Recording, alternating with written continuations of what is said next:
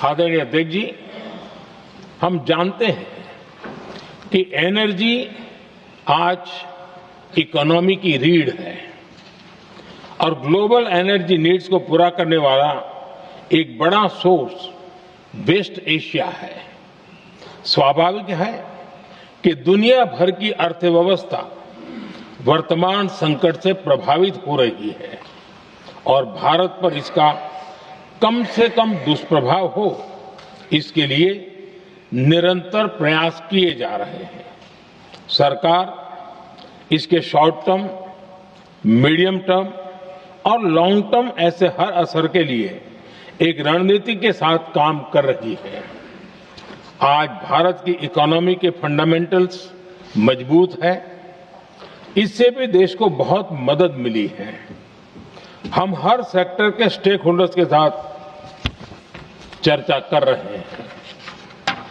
जहां भी जरूरत है उस सेक्टर को आवश्यक सपोर्ट दिया जा रहा है। भारत सरकार ने एक इंटर मिनिस्ट्रियल ग्रुप भी बनाया है। ये ग्रुप हर रोज मिलता है और हमारे इंपोर्ट एक्सपोर्ट में आने वाली हर दिक्कत का आकलन करता है और ये ग्रुप आवश्यक समाधान पर भी निरंतर काम करता है। मुझे पूरा भरोसा है कि सरकार और इंडस्ट्री के साझा प्रयासों से हम परिस्थितियों का बेहतर सामना कर पाएंगे। माननीय अध्यक्ष जी, एक बड़ा सवाल ये है कि युद्ध का खेती पर क्या प्रभाव होगा। देश के किसानों ने हमारे अन्न के भंडार भर रखे हैं, इसलिए भारत के पास पर्याप्त खाद्यान्न है। हमारा ये भी प्रयास है कि खरीफ सीजन की ठीक से बुआई हो सके। सरकार ने बीते सालों में आपात स्थिति से निपटने के लिए खाद की पर्याप्त व्यवस्था भी की है। अतीत में भी हमारी सरकार ने दुनिया के संकटों का बोझ किसानों पर नहीं पड़ने दिया था। कोरोना और उस समय के युद्धों के दौरान उस समय भी ग्लोबल सप्लाई चेन में डिस्ट्रप्शन आ गई थी।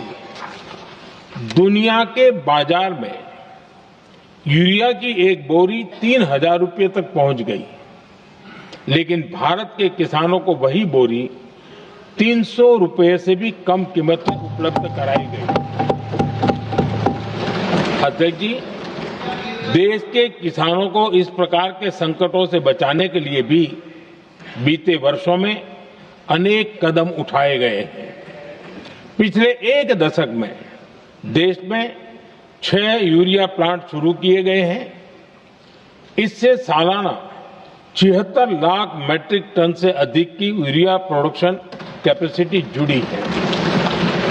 इस दौरान डीएपी और एनपीकेएस जैसी खाद का घरेलू उत्पादन भी करीब 50 लाख मैट्रिक टन बढ़ाया गया है। इतना ही नहीं, तेल और गैस की तरह खाद के आयात को भी डाइवर्सिफाई किया गया है। ऐसे ही डीएपी और एनपीके के आयात के लिए भी हमने अपने विकल्पों को विस्तार किया है। अध्यक्ष जी, सरकार ने देश के किसानों को made in India nano urea का विकल्प भी दिया है। सरकार किसानों को प्राकृतिक खेती के लिए भी प्रोत्साहित कर रही है। पीएम कुसुम योजना के तहत किसानों को 22 लाख से ज्यादा सोलर पंप दिए गए हैं। इससे भी डीजल पर उनकी निर्भरता कम हुई है।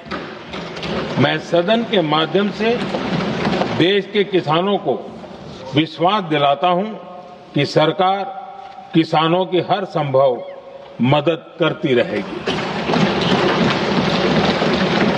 आदरणीय अध्यक्ष जी, युद्ध का एक बहुत बड़ा चैलेंज ये भी है कि भारत में गर्मी का मौसम शुरू हो रहा है।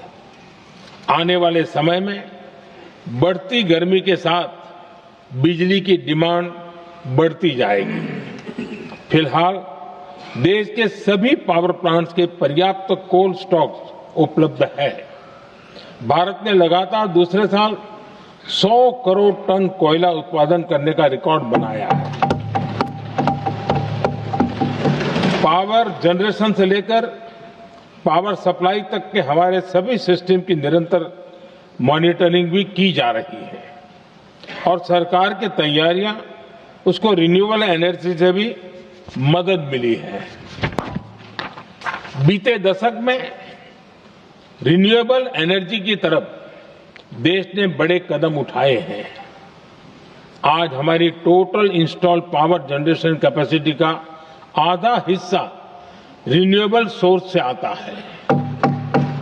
हमारी कुल रिन्यूएबल क्षमता आज 250 गीगावाट के ऐतिहासिक आंकड़े को पार कर गई है। बीते 11 वर्षों में देश ने अपनी सोलर पावर कैपेसिटी करीब 3 गीगावाट से बढ़ाकर 140 गीगावाट तक पहुंचाई है। बीते वर्षों में देश में करीब 40 लाख रूफटॉप सोलर लगे हैं। इसमें पीएम सूर्यघर मुफ्त बिजली योजना से भी लोगों को काफी मदद मिली है। गोवर्धन योजना के तहत देश में आज 200 कॉम्प्रेस्ड बायोगैस प्लांट भी काम करना शुरू कर चुके हैं। ये सारे प्रयास आज देश के बहुत काम आ रहे हैं। सरकार ने भविष्य की तैयारी और बढ़ाते हुए शांति एक्ट माध्यम से देश में न्यूक्लियर एनर्जी के उत्पादन को भी प्रोत्साहित किया है। कुछ ही दिन पहले small hydro power development scheme को भी हरी झंडी दी गई है, जिससे अगले 5 वर्षों में 1500 मेगावाट नई हाइड्रो पावर कैपेसिटी जोड़ी जाएगी।